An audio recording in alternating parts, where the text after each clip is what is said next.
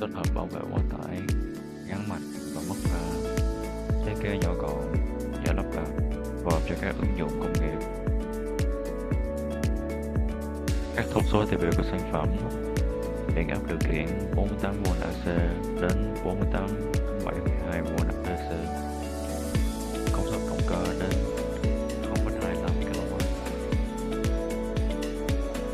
chức năng nổi bật: khởi động và dừng động cơ bằng va an toàn, bảo vệ động cơ khỏi quá tải, ngắn mạch và mất pha, giám sát trạng thái và cảnh báo sự cố trong quá